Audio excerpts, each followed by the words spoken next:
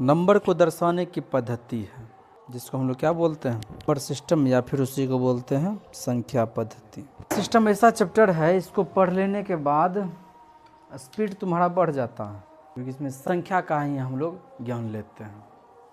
संख्या शब्द क्या चीज़ है। चैप्टर का नाम क्या बोल रहे हैं, संख्या पद्धति। इंग्लिश में इसको क्या बोलते हैं। और संख्या पद्धति कुछ नहीं, संख्या को प्रदर्शित करने का एक पद्धति है। संख्या को हम कैसे प्रदर्शित करते हैं, जैसे केला में 12 गो के लिए क्या बोलते हैं, दर्जन। चप्पल में बोलते हैं जोड़ा। ठीक उसी तरह से संख्या पद्धति, संख्या को प्रदर्शित करने का पद्धति, जिसमें कि नाम सुना होगा कभी दशमलव पद्धति का, नाम सुना है, दशमलव पद्धति। फिर द्विधारी पद्धति, जिसको कि इंग्लिश में बोलते हैं डेसिमल सिस्टम। नाम नहीं सुना इसका कि रे। इसको कहते हैं बाइनरी सिस्टम। जब बोलते हैं दशमलव पद्धति, दशमलव पद्धति माने हम लोग जो पढ़ते हैं ना, 0 से लेकर के 9 तक के अंक जिससे संख्याएं बनी हुई हैं, ये सब दशमलव पद्धति में ही आता है। क्या लगता है कंप्यूटर 1 2 3 बुझता है, ये 0 या 1, इसको बोलते हैं बाइनरी सिस्टम। तो जब बोलते हैं दशमलव पद्धति तो इसमें कुल कितने अंक आते हैं, 10 अंक। अब बाइनरी सिस्टम में 2 एगो, कौन कौन सा, इसी पर पूरा कंप्यूटर तुम्हारा फिक्स है। जैसे अभी हम कह दें कि 1 का माने आना है और 0 का माने नहीं आना है। कोई बोलेगा मे आई कम इन, हम कहेंगे 0 मैंने नहीं आएगा, कहेंगे 1 तो आ जाएगा। इसी 2 शब्द पर पूरा कंप्यूटर है। कभी कभी तुम लोग मोबाइल पर सुनता होगा कोडिंग, यही सब सीखना पड़ता है। कोडिंग सीख लिया तो प्रोग्राम तुम नया नया ऐप्स अपने से बना सकता है, अपना तुम ऐप्स बना देगा। डकैती करे वाला ऐप्स किसी को भेज दिए, उसका सारा सिस्टम हैक कर लिए। कोडिंग में सीखना पड़ता है। तो है 2 एगो अंक, लेकिन इसमें बहुत गहराई है, लेकिन इसका हम लोग अध्ययन नहीं करेंगे। हम लोग अध्ययन करेंगे किसका, इसमें कुल है 10 अंक दशमलव पद्धति में। वो कौन कौन से 10 अंक हैं, 0 1 2 3 4 5 6 7 8 9, कुल ये 10 अंक, इन्हीं से मिल करके संख्या बना है। इन्हीं से मिलकर संख्या बना है। किसी को भी तुम मिला लो, मान लो इतना को उठा लेते हैं, 5 6 7, ये एक संख्या है, अंक 10 हैं। इसी को मिलाए तो क्या बन रहा है, संख्या। अब इसमें और भी तुम संख्या जोड़ दो, 9 8 5 4 3 2, ये भी एक संख्या है। अब कहेंगे बताइए इसका इकाई अंक क्या है, 2 है या 5 है। हम लोग दायां तरफ से चलते हैं, जो पहले मिला वही हमारा है इकाई अंक। यह है तुम्हारा इकाई अंक। हम कहेंगे दहाई अंक में क्या है, जो दूसरे स्थान पर है, उसके बाद सैकड़ा पर, और इस तरह से हम लोग उधर से बढ़ते चले जाते हैं। इकाई, दहाई, सैकड़ा, 1000, 10,000, लाख, 10 लाख, करोड़, 10 करोड़, ये हम लोग चलते हैं भारतीय पद्धति में। फिर अंतर्राष्ट्रीय पद्धति में 3-3 का अंक लेना पड़ता है। अच्छा बताओ, ये 555 जो लिखे हैं, क्या सब 5 बराबरे हैं, सब 5 बराबर नहीं है। स्थान का वैल्यू होता है। जैसे यहाँ पर देखो, ये जो 5 लिखा हुआ है केवल 5 है, ये जो 5 है ये केवल 5 नहीं है, ये 50 है। ये 5 नहीं है बल्कि 500 है। तो ये 5 5 5 बराबर नहीं है। इसी को हम लोग कभी पढ़े थे बचपन में स्थानीय मान के रूप में। तो स्थान का मान होता है। अच्छा बताओ, इस 2 का स्थानीय मान क्या होगा, 2 होगा। और 3 का स्थानीय मान 4 का 400। अच्छा, अंकीय मान जानता है क्या होता है अंकीय मान? अंक मान जो होता है ना उसी को होता है। जो होता है वही होता है, जो है वही है अंकीय मान। कहेंगे बताओ तो 5 का स्थानीय मान, तब कहेंगे 5000। जिससे हम कहेंगे 5 का क्या स्थानीय मान, तो कहेंगे 5 लिखिए 1 2 3 3 को शून्य बैठा दीजिए तब 5000। कहेगा कि इसी 5 का अंकीय मान बताइए, तो कुछ नहीं 5 है तब 5 हुआ इसका अंकीय मान। तो बताओ इसमें से कौन सी ऐसा अंक है जिसका कि अंकीय मान और स्थानीय मान दोनों बराबर होगा? 2। इसका हमने क्या समझ रहे हैं? इकाई अंक पर, इकाई स्थान पर जो भी अंक रहता है उसका स्थानीय मान और अंकीय मान दोनों बराबर होता है कि ना?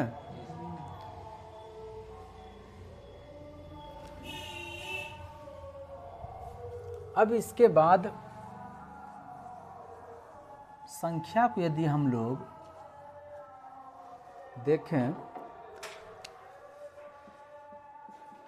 कभी सुना है सम्मिश्र संख्या? इंग्लिश में कॉम्प्लेक्स नंबर कभी सुना है? जो भी संख्या लिख देना वो सब का सब सम्मिश्र संख्या कॉम्प्लेक्स नंबर है। इस धरती पर सजीव भी हैं, अभूतपूर्व भी हैं, मान के चलो ये सब इस धरती पर है। तो इस सम्मिश्र संख्या में, इस सम्मिश्र संख्या को यदि हम लोग 2 भाग में बांटें तो एक मिलता है हमारा क्या बोलो? वास्तविक। दूसरा मिलता है कभी इंग्लिश में नाम सुना होगा रियल नंबर, और कभी नाम सुना होगा इंग्लिश में बोलो, अरे नंबर में इंटर में खूब इमेजिनरी शब्द का सुना होगा। वास्तविक संख्या, काल्पनिक संख्या, जितनी भी संख्याएं हैं सब का सब सम्मिश्र में आएगा। और सम्मिश्र को 2 भाग में बांटे तो क्या मिला? वास्तविक और काल्पनिक। एगो वास्तविक, एगो काल्पनिक। काल्पनिक का पहले गप कर लेते हैं क्योंकि हम लोगों को काल्पनिक बारे में पढ़ना नहीं है। काल्पनिक ये कहता है, जरा एक बार तुम लोग ये बताओ 2 का स्क्वायर क्या होगा? 2 का स्क्वायर 4। कभी ये माइनस में हो सकता है क्या? हम कहेंगे -2 का स्क्वायर बताओ क्या होगा? चार होगा। माइनस का होगा? जब हम लोग -2 का स्क्वायर बोले इसका मतलब -2 गुना -2। देखो माइनस गुना माइनस प्लस होता है, 2 गुना 2 4। कहाँ रहा इसका माइनस का चिन्ह? नहीं रहा। ऐसा रहा क्या? हम क्या देख रहे हैं इस दोनों से कि प्लस का स्क्वायर तो प्लस में अबे किया, माइनस का भी स्क्वायर प्लस में है, लेकिन हम ऐसा काल्पनिक संख्या में बोल रहे हैं i² बराबर -1। बताओ तो ये हमारी कल्पना में ही संभव है ना? वास्तविकता इसका है क्या? नहीं। इसको आयोटा बोलते हैं, आयोटा। इसका जब स्क्वायर कर रहे हैं तो हमको क्या आ रहा है मान? माइनस में। संभव ही नहीं है। जिसे कल्पना लोग कर लेता है, बड़का बड़का करता कुछ नहीं, खाली कल्पना कर रहा, वास्तव में उसका है ये नहीं है कोई अस्तित्व। अब बताओ किसी संख्या का स्क्वायर क्या माइनस में हो सकता है? देखो तुम खुद यहाँ प्लस का स्क्वायर तो प्लस में होबे किया, लेकिन माइनस का भी स्क्वायर किया तो वो प्लस हो गया। तब बताओ ऐसा कोई संख्या है जिसको कि स्क्वायर करेंगे तो माइनस आ जाएगा? तो ऐसा माना गया, कल्पना किया कि ऐसी कोई बहुत ही छोटी छोटी छोटी बहुत छोटी छोटी संख्या होगी, बहुत ही छोटी संख्या होगी जिसका स्क्वायर करेंगे ना तो माइनस में था माइनसे में रह जाएगा। लेकिन ये मात्र कल्पना में है। कल्पना वाला बात बेसी देर तक नहीं टिकता है, यहीं पर ख़त्म हो गया बात। अब चलते हैं हम लोग वास्तविक संख्या, जिसको क्या बोलते हैं? Real number. वास्तविक संख्या की परिभाषा कोई बता सकता है? संख्या रेखा देखा है? संख्या रेखा पर हम क्या क्या दिखा सकते हैं? 0 से लेकर के प्लस अनंत तक, 0 से लेकर के इधर, ये सब का सब वास्तविक संख्या है। संख्या रेखा पर हम जिस भी संख्या को दिखा दें वो सब का सब वास्तविक संख्या। अब संख्या रेखा पर हम क्या दिखाते हैं? तो संख्या रेखा पर हम दो चीज़ दिखाते हैं, वो क्या क्या है? तो एक तो दिखाते हैं पूर्णांक। पूर्णांक माने पूर्ण अंक, पूरा रोटी, आधा उधा वाला गप नहीं। पूर्णांक माने पूरा, जैसे बोलेंगे 8 पूर्ण अंक है, 15 पूर्ण अंक है, -50 ये पूर्ण अंक है। लेकिन हम दूसरा तरफ चलते हैं, दूसरा तरफ हमको मिलता है दशमलव।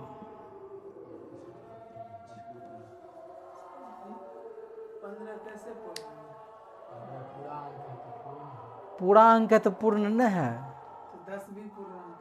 तो 10 भी पूर्णांक है। और कन्फ्यूजन, -10 भी पूर्णांक है। तो सब तो पूर्णांक अब बेटा चुप हो तुम। इसका सवाल इसके जैसा ही रहता। पूर्ण अंक का मतलब क्या है कि उसमें दशमलव नहीं होना चाहिए, समझा? पूर्णांक का मतलब उसमें दशमलव नहीं हो, वो पूर्णांक है। माइनस में बोलो, प्लस बोलो, किसी में भी बोलो ना, समझा? दशमलव का मतलब उसमें दशमलव लगा होना चाहिए, समझा? कभी नहीं समझा? जब हम लोग दशमलव बोलते हैं तो इसमें भी कई तरह का दशमलव बोलते हैं, जैसे 10.57, 10.999, कभी होता है 10.12348 32564321 इस तरह का देख रहे हैं। दशमलव में भी हम जा रहे हैं, पूर्णांक को भी छोड़ दिए, पूर्णांक के बारे में बाद में अध्ययन करेंगे, पहले दशमलव को बात कर लेते हैं। देखो इस 10.57 को आगे ये नहीं ना जा रहा है, शांत हो गया, इसका मतलब ना ये 10.57 शांत हो गया है। और शांत की स्थिति में इसको क्या बोलते हैं? कभी पढ़ा है, ध्यान है 9वीं क्लास का? शांत है तो वो परिमेय होता है। और इसको देखो तो यहाँ पर क्या हम इसको 10.9 पर रेकरिंग लिख सकते हैं? और इसको क्या P/Q के रूप में आप लिख सकते हैं? तो अगर लिख सकते हैं तो ये क्या है? लेकिन देखो क्या इसको भी लिख सकते हैं क्या? नहीं, ये नीचे वाला क्या हो गया? वो परिमेय। अपरिमेय। तो दशमलव के भी दो भाग होते हैं, एगो परिमेय और दूसरा अपरिमेय। परिमेय जिसका दशमलव प्रसार शांत हो, ये जानते हैं। और दूसरा बात यहाँ से यदि समझें तो परिमेय का मतलब है कि जो टर्मिनेटिंग समाप्त किया जाए, देखो कितना 9 कितना दूर चलते रहेगा, लेकिन हम इसको एक 9 पर रेकरिंग लगा दी, खत्म हो गया बात। टर्मिनेटिंग है, समाप्त किया जा सकता है, इसलिए इसको क्या समाप्त कर सकते हैं? अच्छा एक बात बताओ, पाई जो है वो परिमेय है या अपरिमेय है? पाई अपरिमेय है, अपरिमेय है। इसका जब मान निकालने के लिए बैठेंगे 3.14 के बाद चलते ही रह जाएगा, कभी रिपीट नहीं होगा।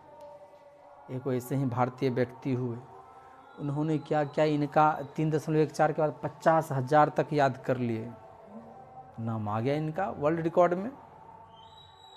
तुम लोग भी याद कर लेना, कोनो फायदा है याद करे से? तो 3.14 का 50,000 तक कर लिया याद। पाई अपरिमेय है, क्यों? क्योंकि पाई का मान कभी शांत नहीं, चलते रह जाएगा। लेकिन यदि हम लोग कहें कि पाई का मान तो हम लोग 22/7 भी ना बोलते हैं। अब बताओ तो 22/7 परिमेय है कि अपरिमेय है? परिमेय है। तुम 22 में 7 से भाग लगा के देखो, कुछ देर के बाद रिपीट मारना चालू कर देता है। इसीलिए क्या ध्यान रखेंगे, 22/7 क्या है और ये पाई क्या है? यह है तुम्हारा अपरिमेय, यह है तुम्हारा परिमेय। तो दशमलव को 2 भाग में बांटते हैं तो क्या मिलता है? परिमेय और अपरिमेय। अब चलते हैं पूर्णांक में, लेकिन इतना लंबा चौड़ा डीप में जाने से फायदा नहीं है क्या? बुझाता है किसी को फायदा? बुझा रहा है सुजीत को, तो कहता है ना अच्छा इसको रहने दो, ये सब गहराई वाला नॉलेज वाला गप है। हम कुछ ऊपर ऊपर गप करते हैं। सबसे पहला चीज है, बताने का जरूरत नहीं है, गिनती की संख्या को कहेंगे गिनती शुरू करो, कहेंगे सर जी हम -5। कभी संभव है? जब भी गिनती शुरू करने के लिए बोलेंगे तो कहेगा 1, 0 भी नहीं बोलेगा वो। इसलिए कहते हैं गिनती की संख्या को प्राकृत संख्या बोलते हैं। इसमें क्या, कहाँ से शुरू करते हैं? 1 कहाँ तक जाएगा? अनंत जाएगा। अब इसके बाद है दूसरा, इसको क्या बोलते हैं? पूर्ण संख्या। ये पूर्ण है क्या? शून्य के बिना पूर्ण नहीं हो सकता है, 0 लगा दो। अब ये क्या बन गया? अब हम यदि कहें पूर्णांक, जो अभी तुरंत बतलाए थे, जिसके बारे में केवल बोले कि पूर्णांक होता है, लेकिन क्या होता नहीं ना बताए। पूर्णांक में क्या है कि 1 2 3 इतना लेवे न करेंगे, साथ में 0 लो, -1 लो, -2 लो, ये सब क्या है? पूर्णांक। इसमें दशमलव कहीं है क्या? दशमलव नहीं लगाएंगे, दशमलव लगाएं तो पूर्णांक नहीं रहेगा। इसके बाद हम बढ़ते हैं, कोई बताओ सम संख्या क्या होता है? 2 से भाग लगना है। किससे? 2 से भाग लगे तो वो क्या है? सम संख्या है। जैसे हम कहें, क्या ये सम संख्या है? भाग लगा के ट्राई करेंगे?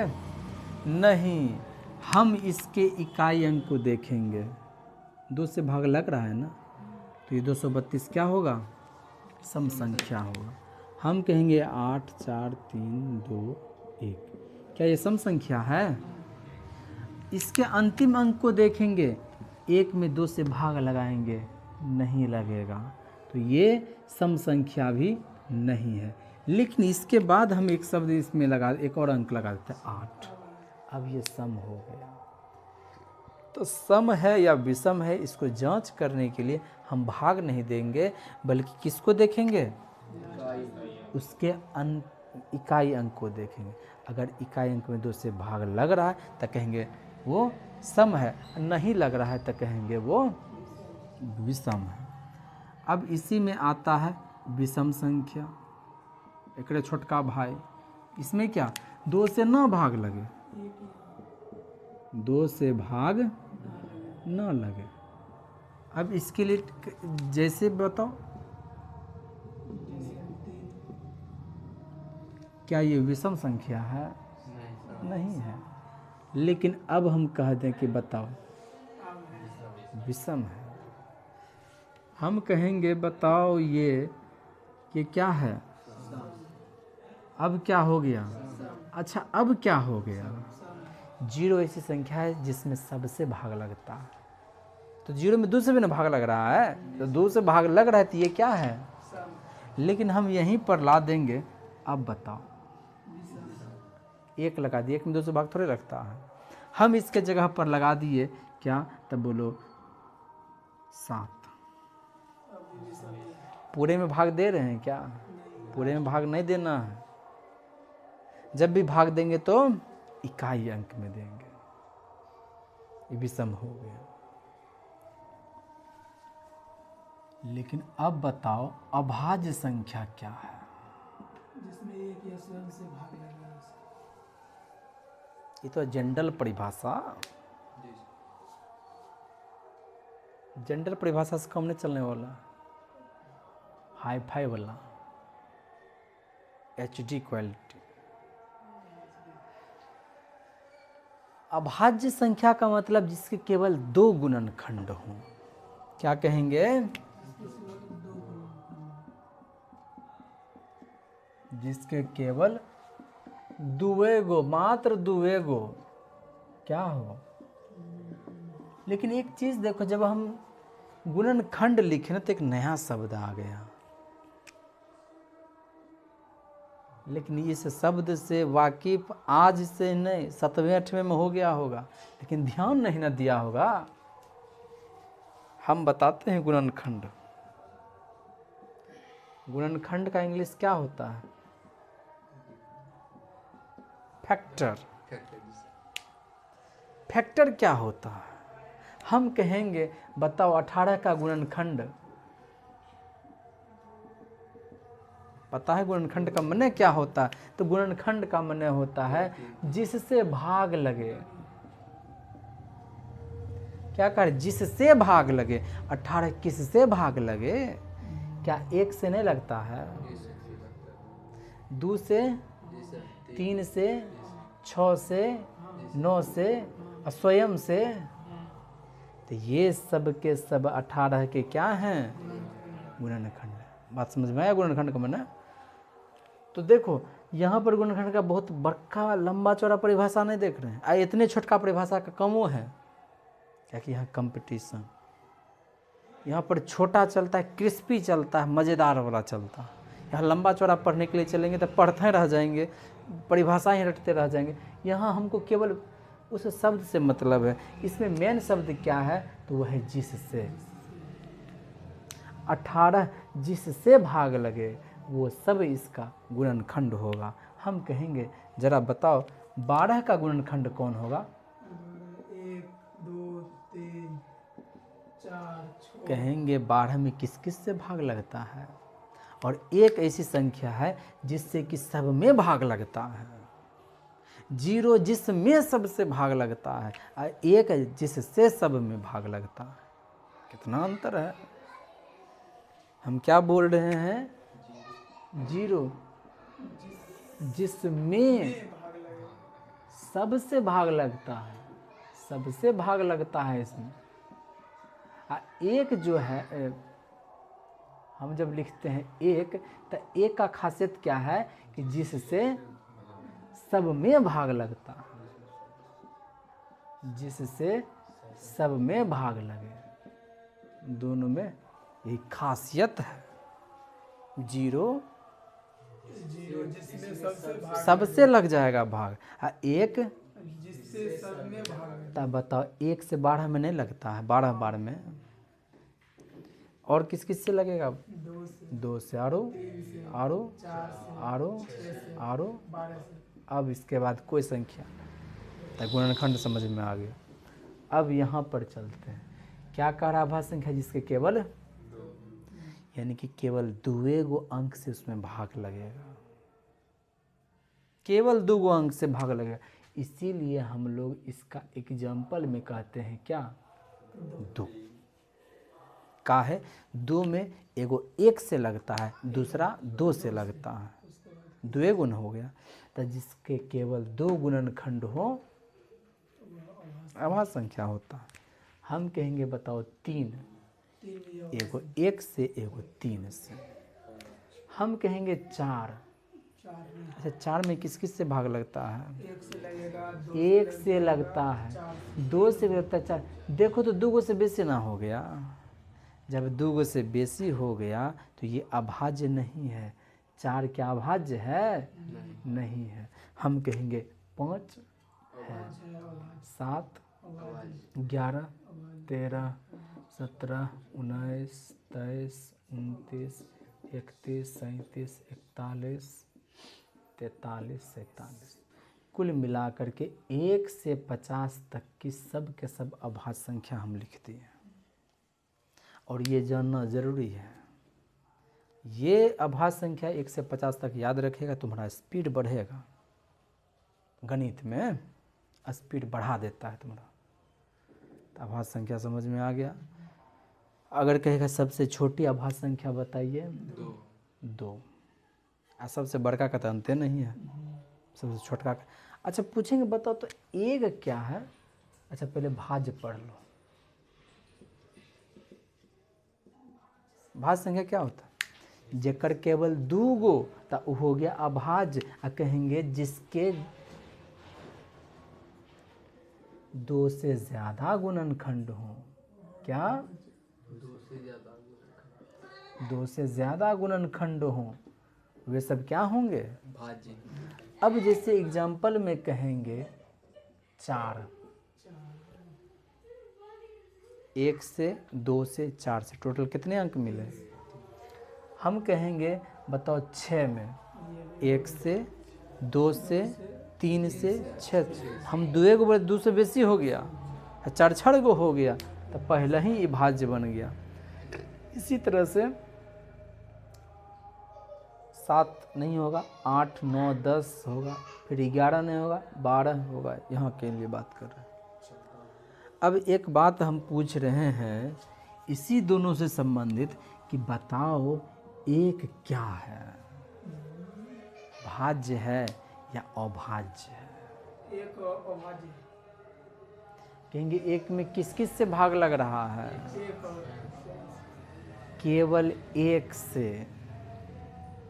केवल 1 से। ये कौन चीज हो गया? न तो अभाज्य रहा ना भाज्य हो गया, ये बीच में रह गया। जैसे स्त्री पुरुष न स्त्री है न पुरुष है, अभी बीच में रह गया, वैसे ही एक का भी हाल है। एक को ना तो हम भाज्य बोलते हैं ना ही अभाज्य बोलते हैं, क्योंकि अभाज्य का माने है 2 गुणनखंड होना चाहिए। ई बेचारा एक गुणनखंड लेके घूम रहा है, एकरा लगन गया तो लतिया के भगा दिया, तुम 1 गो है, 2 गो लेके आओ तब हम अपना टीम में रखेंगे। ये भाज्य कहता है 2 गो से बेसी लेके आओ तब हम तुमको अपना टीम में रखेंगे। एक ना तो भाज्य है और ना ही अभाज्य है। ये इतने को बात है।